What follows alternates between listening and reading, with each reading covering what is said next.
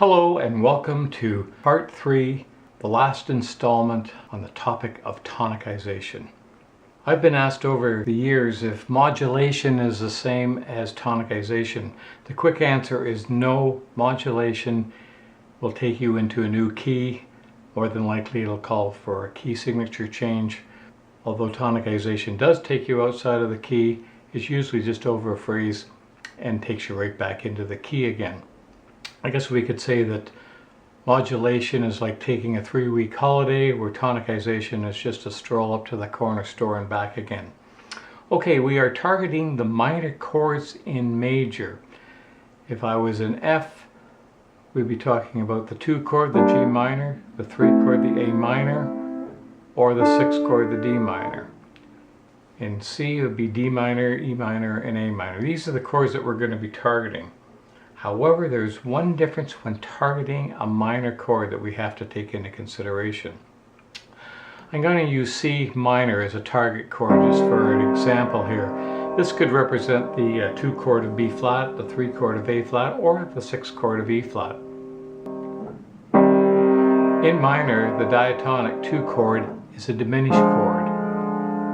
My 2 of C minor will be a D diminished, not a D minor chord as in major. So D diminished to the 5 of the C minor chord into our target chord. Would the world stop if I made a mistake and used the major form? No, but I think you'll notice a difference. Here it is. It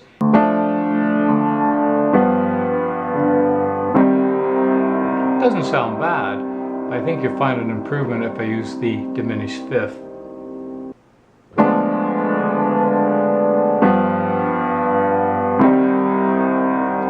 Quite a bit difference in that minor flavor.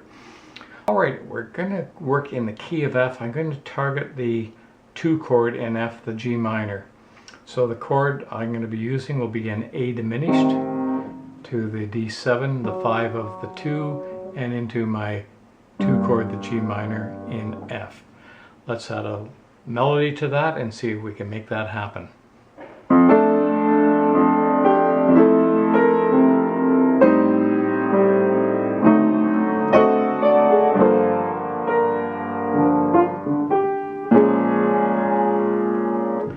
Arrangers over the years have loved the diminished 2 in minor, because if I were to take, in this case, the 2 of the 2, which has the diminished 5th, and put that into a second inversion, in other words, in the bass section, then I have a great approach to the 5 of the 2 just by a half step. Here's the same tune, but instead of playing the 2 of the 2 in root position, I'm going to play it in a second inversion. Let's listen to the difference.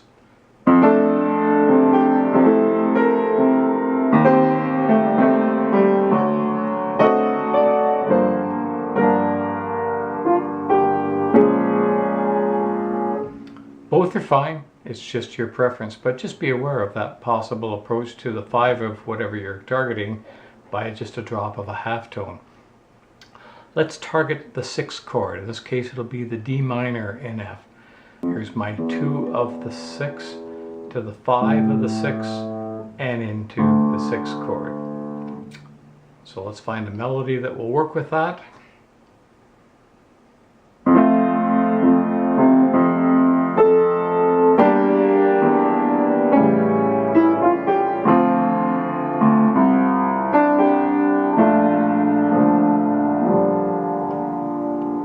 So I'm going to put the diminished 5th at the bottom, so the B flat in this case, and it will fall to the 5 of the 6. Let's give that a go.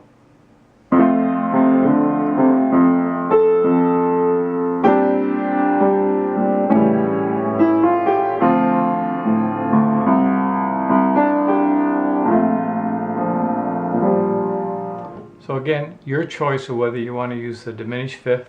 Now I'm going to target the 3 chord in F, the A minor. I'm going to approach that chord first in the root position of my 2 of 3 to the 5 of 3 and into the 3, and then I'm going to approach it by having the diminished 5th in the bass falling to the 5 and into the 3 chord. Okay, let's give that a listen.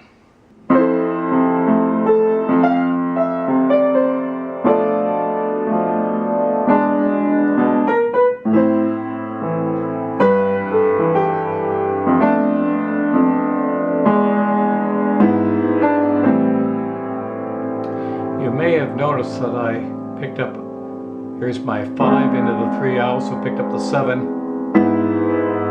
into the 3 chord. Now one has to be careful. I used a pile of chords that had nothing to do with the key of F. So I'm not really convinced that I'm in the key of F. I mean, I'd assume I'm on the 3 chord, that was my target, but I could also be on the 2 chord in the key of G major, or I could be on the 6 chord in the key of C. Let's see if I can bring us back into the key of F, which was the intended key. So I'm going to use some primary chords and see if that will make that happen. I'll start with the 2, 5, 7 into the 3 chord and continue from there.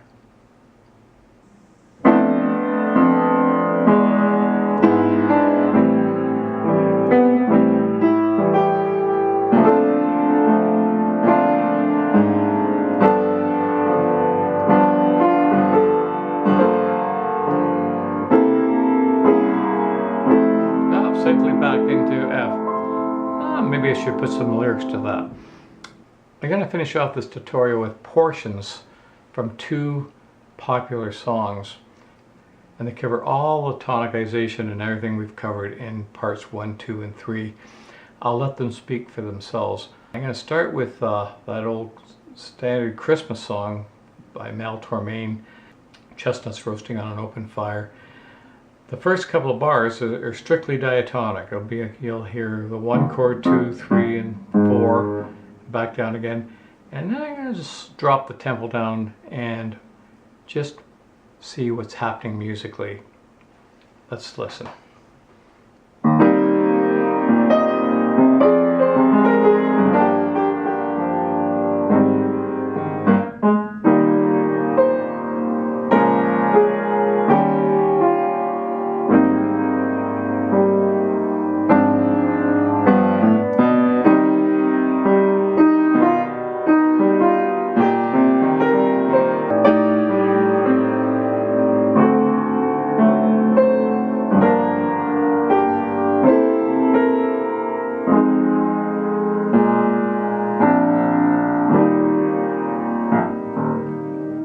And the other one, who could forget the great Errol Garner's Misty. Let's listen to the bridge part of the song and again analyze what's going on musically. I'll just pick it up a few bars before the bridge.